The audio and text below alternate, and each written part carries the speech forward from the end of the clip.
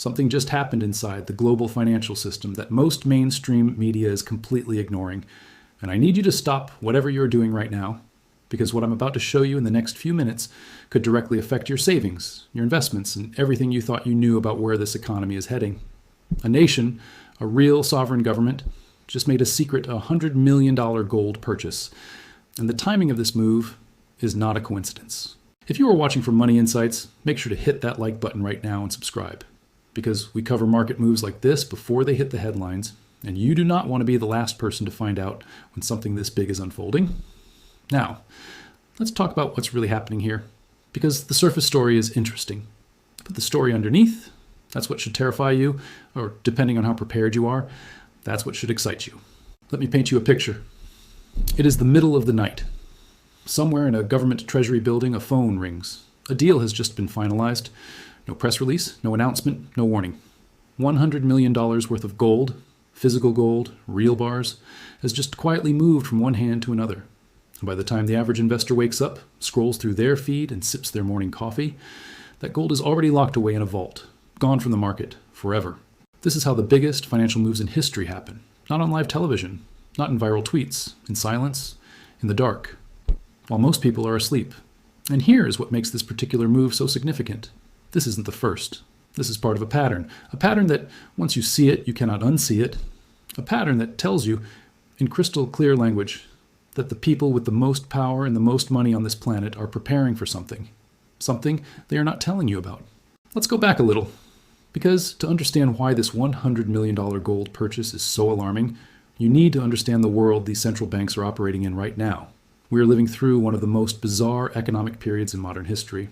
On one side, you have stock markets touching all-time highs, tech valuations that look absolutely detached from reality, consumer confidence indexes that flash green.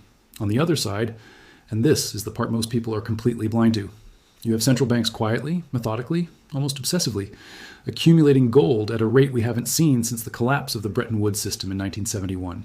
Let that sink in. The last time we saw central banks stacking gold at this pace was right before the entire global monetary system fundamentally changed, right before the US dollar was cut loose from gold backing, right before inflation exploded across the Western world in ways that destroyed middle-class wealth for an entire decade. History doesn't repeat, but it rhymes. And right now, it is rhyming very loudly. Now let's talk about this specific purchase, because the details matter. The nation that just moved $100 million into gold is not one of the usual suspects. This isn't China. This isn't Russia. Are the two countries we've come to expect these headlines from? No. This is a country that, until very recently, was playing by the old rules. A country that kept its reserves primarily in US dollars and Western government bonds. A country that, by moving into gold right now, is sending a message that should send a chill down the spine of every person watching this video. Because when a country that trusted the dollar system suddenly starts hedging against it, that's not a routine portfolio adjustment. That is a geopolitical signal. That is a country quietly whispering, we no longer trust what's coming. And the most dangerous part? Most people don't realize that by the time this shows up in official IMF data, by the time the analysts write their reports, by the time the financial news channels pick it up, the opportunity to position yourself will already be gone. Let me give you some context that most finance channels won't bother giving you because it requires connecting dots across multiple years, multiple continents, and multiple crises. In 2022, something unprecedented happened. The United States and its Western allies froze Russia's foreign currency reserves. Over $300 billion was gone, locked, inaccessible, with a keystroke. Now, I'm not here to debate the politics of that decision, but I'm here to tell you what every single central bank on the planet noticed in that moment. They noticed that dollars held in foreign reserves, dollars that countries had spent decades accumulating as their safety net, could be turned off, just like that, by someone else's decision. That moment changed everything, because suddenly every central bank that had been quietly loyal to the dollar system had to ask themselves one terrifying question. If it can happen to them, can it happen to us? And the answer they landed on, the answer that has now triggered one of the largest coordinated gold accumulation waves in recorded financial history, was yes, it can. So now you understand the context. Now you understand why this $100 million purchase isn't just a number, it's a vote of no confidence in the current system.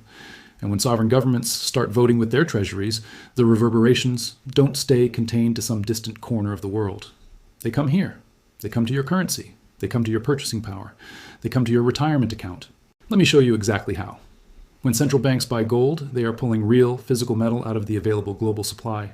Unlike stocks or bonds, you cannot print more gold, you cannot create it with monetary policy, you cannot manufacture confidence in it with a press conference. It exists in finite quantity, and when large institutional buyers start removing it from the market, the supply-demand dynamic shifts, the price moves, and everyone who positioned themselves before that move benefits. But here is where it gets more complex, and more dangerous, and more important. Gold purchases at this scale don't happen in isolation. They are almost always accompanied by something else, a shift in trade settlement currencies, an increase in bilateral agreements that bypass the dollar, a quiet, almost invisible restructuring of the global financial plumbing that moves us, inch by inch, away from the post-World War II monetary architecture that has defined everything about how money works for the last 80 years. We are watching, in real time, the slow-motion fracturing of dollar dominance. And I want to be very careful here, because I'm not saying the dollar is dying tomorrow. I'm not saying the system collapses next week. Now, what I am saying is that the people who manage entire nations' wealth, people with the best economists, the best intelligence networks, the best financial modeling in the world, are hedging hard against something they see coming. And when the smartest money in the room starts running for the exit, you don't stand there asking why. You move. Now let's talk about what smart money does in this environment, because this is where the video stops being just a warning and starts being genuinely useful. In every major monetary transition in history, and there have been several, the people who preserved their wealth were not the people who held more paper. They were not the people who trusted that government bonds would protect them. They were the people who understood that when the rules of the financial game change, the assets that survive are the ones that exist outside the system. Gold has survived every monetary system collapse in human history, every single one. It survived the Roman debasement of the denarius. It survived the collapse of the Weimar Mark. It survived the end of Bretton Woods. It survived the 2008 financial crisis. And right now, while central banks quietly load their vaults, the average retail investor is still scrolling social media, arguing about meme stocks, and wondering why their savings account is losing purchasing power year after year. Most people don't realize they are already losing. The inflation isn't coming. It's here. It has been here. And every dollar that sits idle in a low-yield account is a dollar that is being slowly, silently eaten alive by a monetary system under extreme pressure. But here's where I need to pause and give you the full picture. Because responsible analysis means showing you both sides of this. Yes, gold is surging. Yes, central banks are accumulating. Yes, the signals are flashing in ways that historically precede major monetary events. But there is another scenario, one that the gold bulls don't like to talk about. What if the economy stabilizes? What if central bank interest rate policies manage to engineer the soft landing they've been promising? What if AI-driven productivity creates a new economic boom that restores confidence in fiat currency and makes this entire gold narrative look like fear-mongering? That scenario exists. I'm not dismissing it. But here's the uncomfortable truth. And this is the part I want you to really sit with. Even in that optimistic scenario, the central banks are still buying gold, even if everything goes fine, even if markets keep climbing. The governments of the world are diversifying away from the dollar, regardless of what the next few quarters look like. That's not a bear market trade. That's a structural generational shift in how reserves are managed globally. And structural shifts don't reverse overnight. They compound, quietly. Until one day, the people who were paying attention are in a completely different financial position than the people who weren't. Let me tell you about a pattern that repeats itself in financial history with almost eerie consistency. Every time a major monetary shift approaches, there is a window, a narrow, sometimes very brief window, where the signals are clear enough for an informed person to act, before the mainstream catches on, before the headlines scream, before the price reflects the reality. We are in that window right now. I am not telling you to sell everything and buy gold tomorrow morning. That's not financial advice, and that's not what intelligent risk management looks like. What I am telling you is that ignoring these signals, the accumulation by sovereign wealth funds, the bilateral trade agreements in non-dollar currencies, the $100 million quiet purchases happening in the dark, is the financial equivalent of seeing storm clouds on the horizon and refusing to bring an umbrella because it hasn't rained yet. The storm doesn't care whether you believe in it. Now let's zoom out even further, because I want you to see the complete picture that is assembling piece by piece in the global financial system. Over the last 24 months, global central banks have purchased more gold than at any point in the last 55 years. Let that number land. 55 years. We have to go back to 1968, 1969, the final death throes of the gold standard, to find a comparable accumulation event. And back then, the system did change, massively.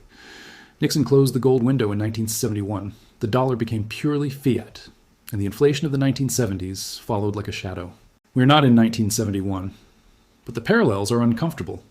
Uncomfortably familiar to anyone who studies monetary history with serious eyes. The geopolitical fracturing is accelerating. The BRICS nations, Brazil, Russia, India, China, South Africa, and now their expanding membership, are actively building alternative financial infrastructure, alternative payment systems, alternative reserve assets, and at the center of every serious proposal for a new BRICS currency, a new trade settlement mechanism, a new reserve system, gold sits at the foundation. This isn't conspiracy. This is policy. This is on the record. And this $100 million purchase we're talking about today is just the latest visible piece of a much, much larger puzzle. I want to tell you something that very few people in finance will say out loud because it makes them uncomfortable, because it challenges the assumptions that the entire industry was built on. The post-war financial order is not permanent. No financial order in human history has ever been permanent. The Roman system ended. The British Empire's sterling dominance ended. And at some point, whether that point is 5 years from now or 20 years from now, the dollar-centric global financial architecture will transform into something else. The question is not if, the question is when. And the more urgent question, the one that should be keeping you up at night, the one that should be motivating you to educate yourself right now, is will you be positioned for that transition, or will you be blindsided by it? Because history doesn't give refunds. History doesn't send a follow-up email saying, hey, remember that monetary shift we warned you about? It's happening next Tuesday. Here's your chance to prepare. It just happens. And the people who were watching, who were connecting the dots, who understood what $100 million gold purchases by sovereign governments actually mean, those people were ready.